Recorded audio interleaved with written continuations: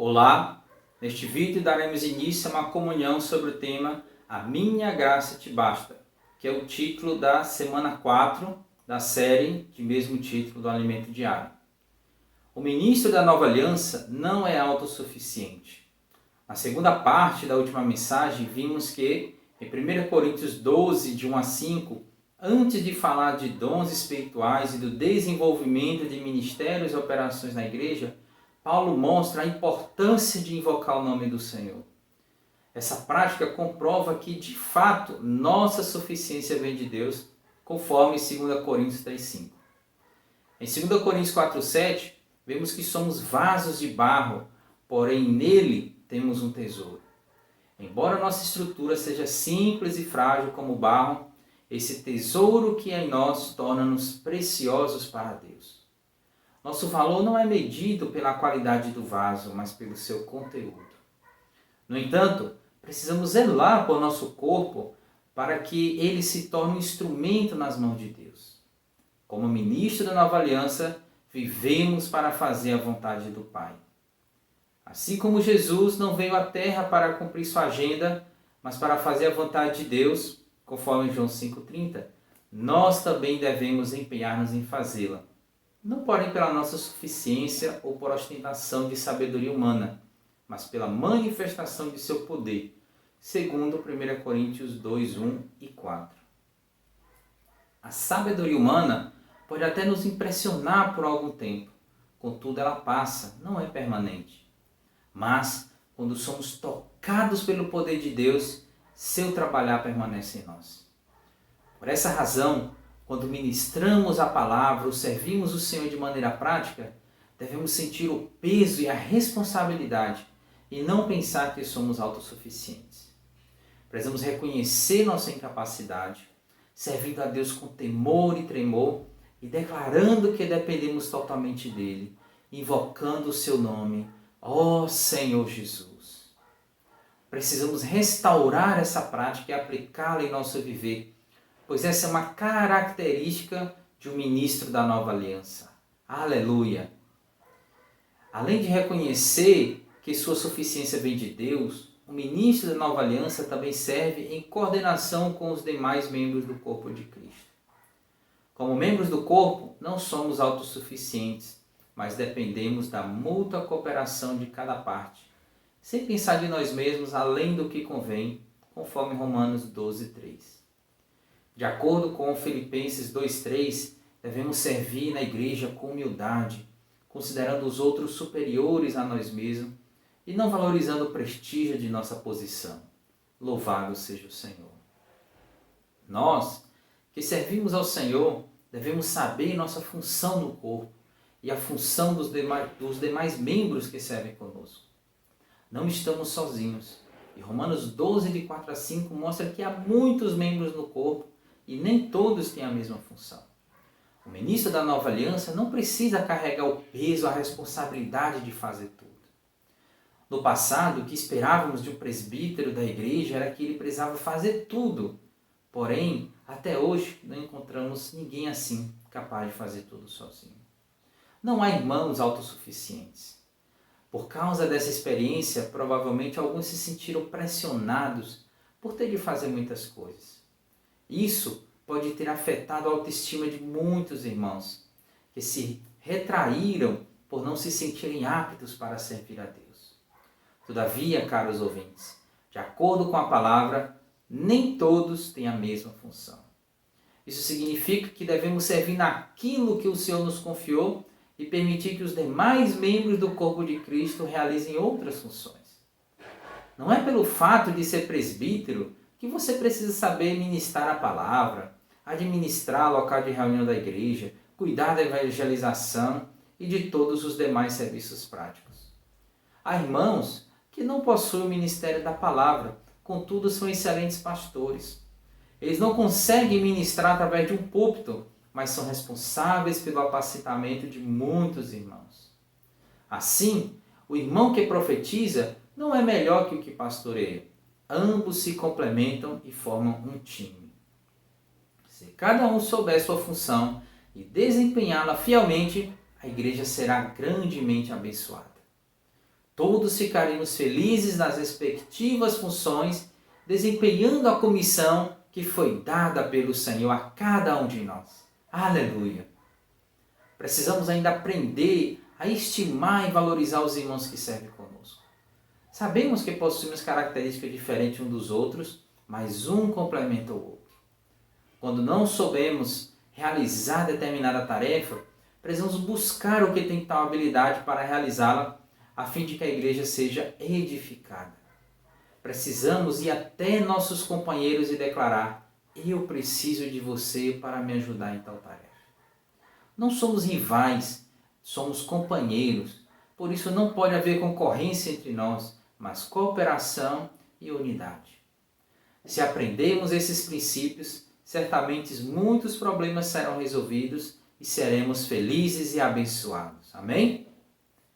Como ministros da Nova Aliança, temos diferentes dons e servimos em diferentes aspectos desse ministério. Isso mostra que cada ministro tem o seu nicho, isto é, sua área de atuação. Embora haja diferentes ministérios, todos devem ser realizados com excelência e com entusiasmo. No corpo de Cristo, cada membro tem sua função. Portanto, é fundamental que você encontre sua função no corpo de Cristo. Para isso, tenha comunhão com os irmãos que o Senhor colocou à frente da igreja. Eles certamente o ajudarão a identificá-lo. Ao encontrar sua função, você deve desempenhá-la com afinco, diligência, esmero e generosidade, com vistas à edificação da igreja, conforme Romanos 12, de 4 a 8. Ó Senhor Jesus! O importante aspecto do ministério da edificação da igreja é o ministério de oferta de riquezas materiais.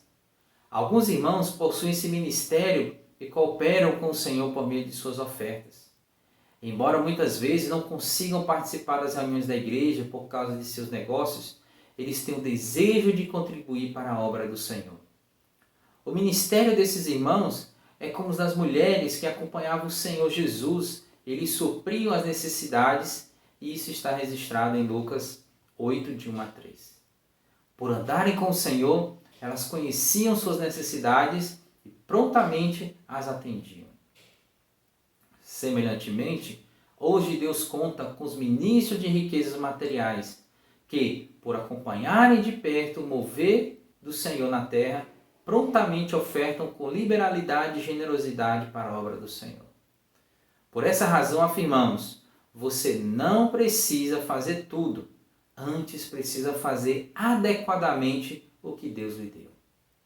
Em 2 Coríntios 1:1, vemos que Paulo, como ministro da Nova Aliança, foi chamado para fazer a vontade de Deus. Em Mateus 6,10 lemos: venha o teu reino, faça-se a tua vontade, assim na terra como no céu.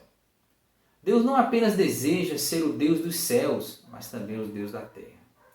Quando Jesus fez essa oração, a situação do povo de Israel não estava boa.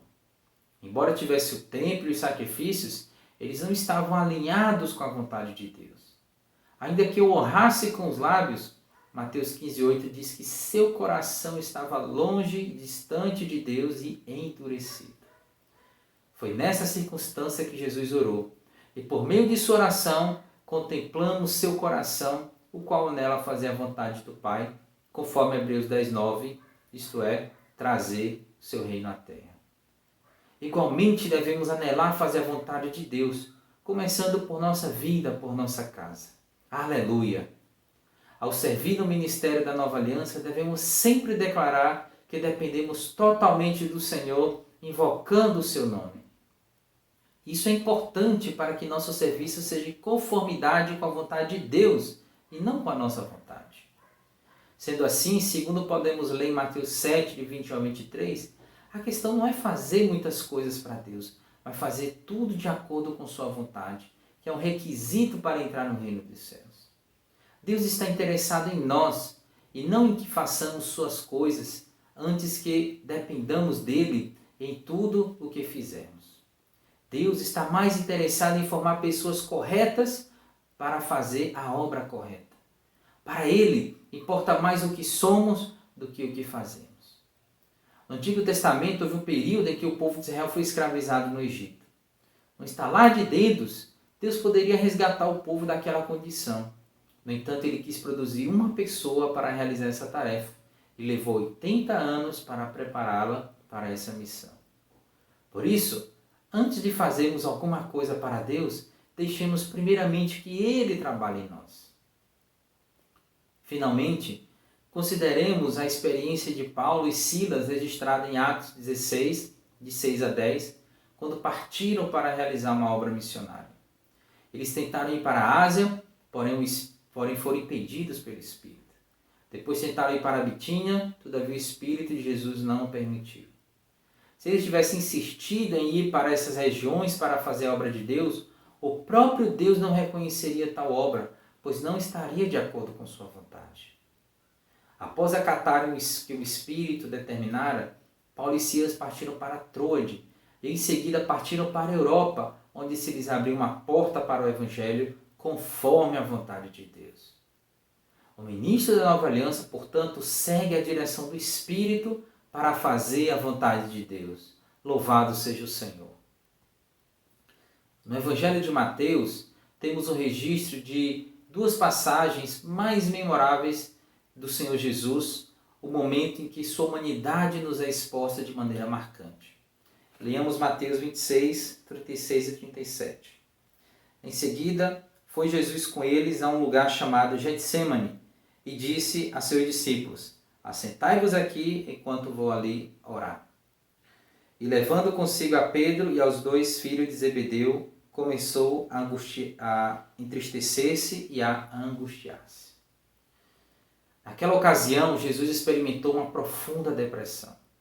Ele passou por essa experiência por nossa causa, para compreender e consolar os que passam por esse tipo de sofrimento.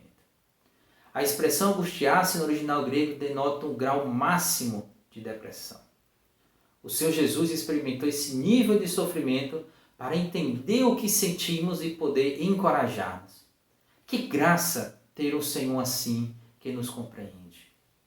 No versículo 38 lemos: então lhes disse: a minha alma está profundamente triste até a morte. Ficai aqui e vigiai comigo. Essa declaração mostra o quanto Jesus era humano e suscetível a passar pelos mesmos problemas e dificuldades por que nós passamos. Porém, nada o impediu de fazer a vontade do Pai. Prosseguindo para o versículo 39, a primeira parte diz: adiantando-se um pouco, postou sobre o rosto, orando e dizendo: meu Pai. Aqui vemos a importância da oração. É um momento de profunda inquietação. Jesus não hesitou em orar e consultar o Pai sobre qual seria a sua vontade. Em nossa experiência, também devemos aprender a consultar o Senhor antes de fazer qualquer coisa. Aleluia!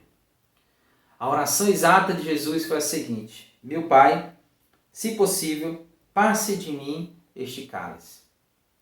O cálice refere-se à morte de Cristo, a forma como ele iria morrer pregado numa cruz, sangrando até a morte. Porém, sua maior angústia estava relacionada ao fato de os pecados do mundo inteiro estarem sobre ele na cruz. E se ele falhasse? Isso angustiava. Afinal, ele era tão humano quanto qualquer um de nós. Uma falha sua levaria toda a humanidade para o castigo e para a condenação eternas, o lago de fogo. O destino da humanidade estava sobre os seus ombros. E nós, como ministro da Nova Aliança, sentimos o peso da responsabilidade sobre nossos ombros? Muitas pessoas dependem de nós para alcançar a salvação. A responsabilidade que nos foi confiada é muito grande. Se falharmos, muitos irmãos irão tropeçar. Ó Senhor Jesus!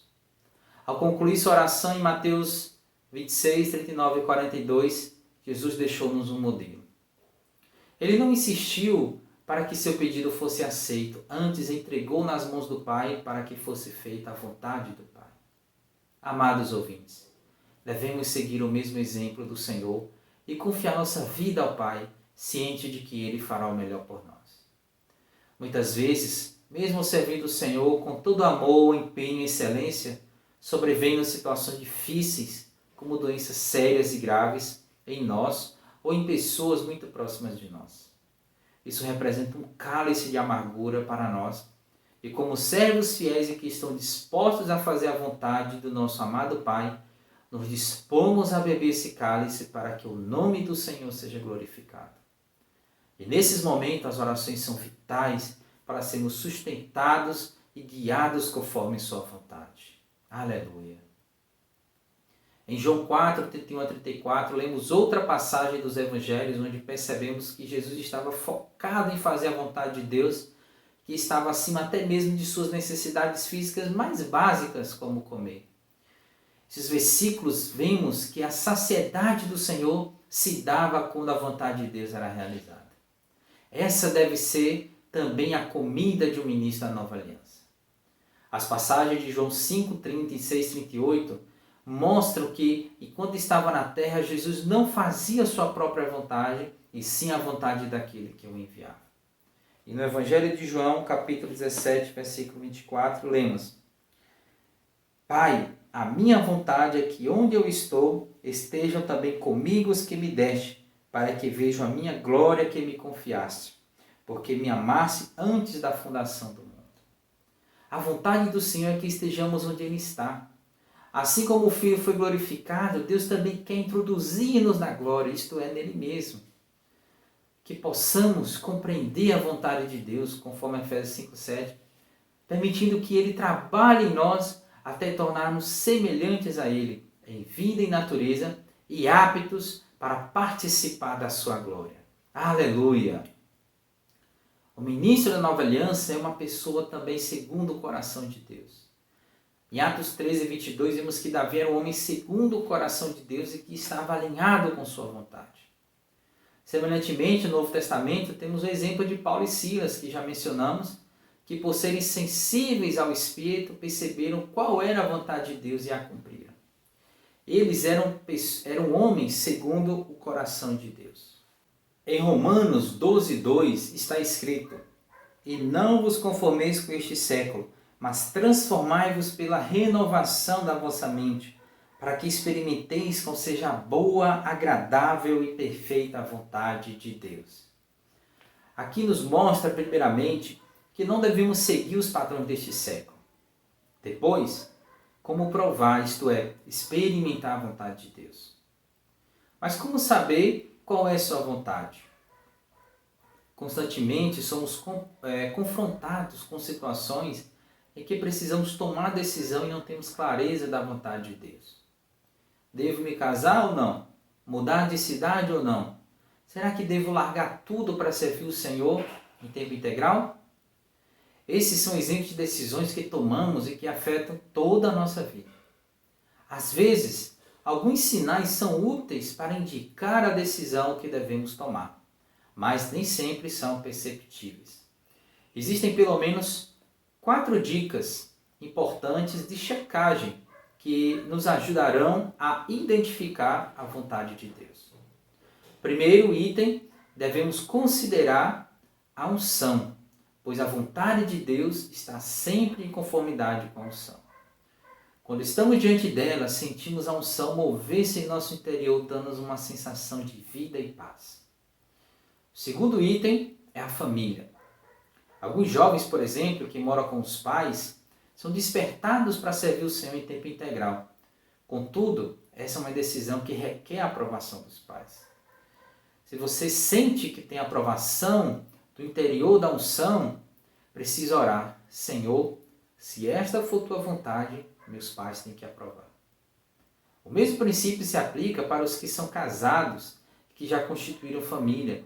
É preciso apresentar ao cônjuge o sentimento que você tem em relação a alguma decisão que precisa tomar. O terceiro item é a aprovação da liderança na igreja, os presbíteros e cooperadores. Esses irmãos devem ser consultados e a confirmação deles resulta em bênção. Por fim, o quarto item refere-se às circunstâncias. É necessário ver se há situações, como dívidas ou pendências por resolver, que impedem que se confirme a vontade do Senhor. Nesse caso, precisamos orar para que o Senhor remova todas as restrições circunstanciais para confirmar sua vontade. À medida que tivermos experiências, pouco a pouco identificaremos e entenderemos qual é a vontade de Deus para a nossa vida. Não há uma regra geral que defina a vontade de Deus. Não existe uma resposta definida. Cada caso é um caso. E Deus quer que tenhamos experiência com Ele em cada situação. Deus quer o melhor para nós. Sua vontade é perfeita e agradável. Só precisamos identificá-la e dizer sim e amém. Conhecer a vontade de Deus faz parte da formação de um ministro da Nova Aliança. E essas experiências nos aperfeiçoam e nos tornam tais ministros. Louvado seja o Senhor.